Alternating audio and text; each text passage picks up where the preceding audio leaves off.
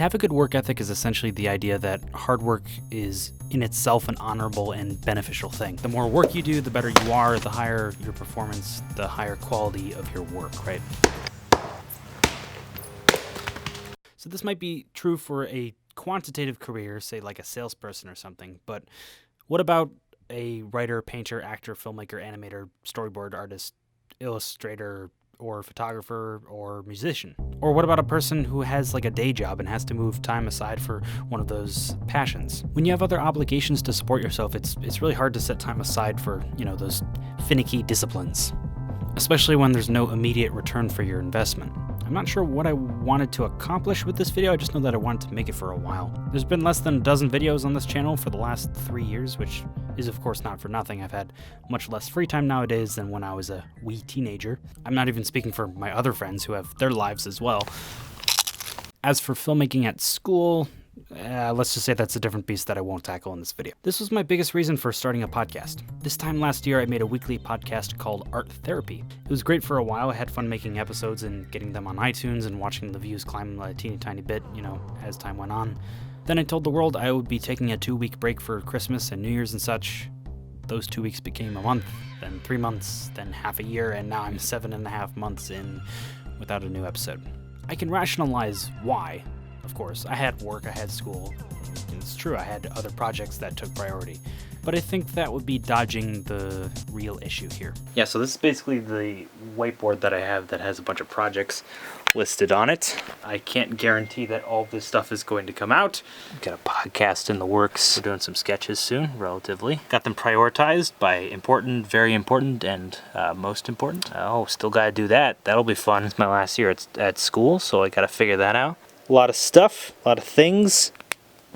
I was supposed to get most of it done by the end of the summer, so that's not happening. Tell me if this is you. You have seen people like these, him, her, him, workaholics, people dedicated to their passion and are willing to eat, sleep, and breathe their work until they become the best at what they do. You may have seen this picture and thought it was a poetic idea that you can work non-stop at your art form and come out on top.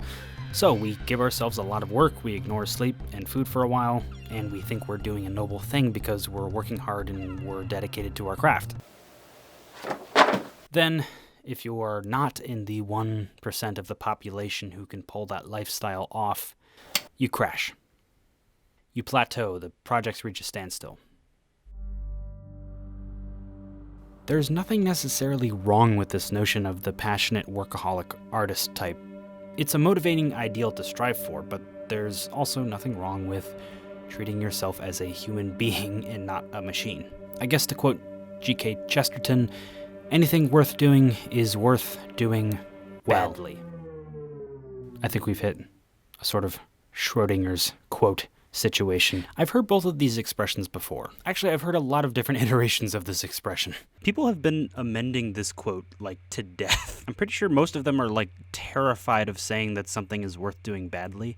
Anything worth doing is worth doing poorly at first. Brian Tracy. Okay, you can do it poorly at first, but you better shape up quickly now. Anything worth doing is worth doing poorly at first, and often it's worth doing poorly several times until you master it. Doesn't have the same ring to it. Anything worth doing is worth doing poorly until you do it well. Zig Ziglar. Motivation, momentum, opportunity, business, failure, faith, discipline, gratitude, leadership, entrepreneurship, bookstagram, wisdom, Instagram, life quote. Thank you, Zig Ziglar. What is happening in this picture? Anything worth doing is worth doing well. There we go. Look how confident he is. If is D, it be DD. But anything worth doing is worth doing badly. Like being there by that summer ocean on the other side of the island, while love was fading out of her. The only thing I love more than wordy, flowery poems is when they're taken completely out of context. Anything in life worth doing is worth overdoing. Moderation is for cowards. Okay, kids, drugs, do them all. Go hard or go home. Do it. This one just says, hiding from God. Alright. You cannot hide from... What the Okay, you get the point. Yes, of course. If you care about something, you should put the effort in to make it good. However, this is how we fall into the trap of perfectionism. By saying it's worth doing it badly, we aren't afraid of failure, and we're not afraid of making it perfect every single time. I guess with our work ethic and our passion, we're somewhere in the middle between these two. I know I definitely shift between them all the time. So, I guess if you want to dig down that rabbit hole and get as far as you can to take it to greatness, then I won't stop you. If you'd rather have friends and family and look after your health, well, that also works as well. So I'm telling this to my future self or my past self or anyone that was kind enough to make it to the end of this video. It's okay for things not to go as planned. It's okay to change. It's okay to want to make things perfect, but it's also okay if you don't quite get there. You don't have to be a workaholic all the time. I know for a fact that I'm not going to be stopping this stuff anytime soon, so why bother sprinting there when you could take a scenic route to the finish line, if that makes sense, I guess. Also, I have a beard now. I didn't when I started this video, and then summer happened, so that's how long I procrastinated on this video.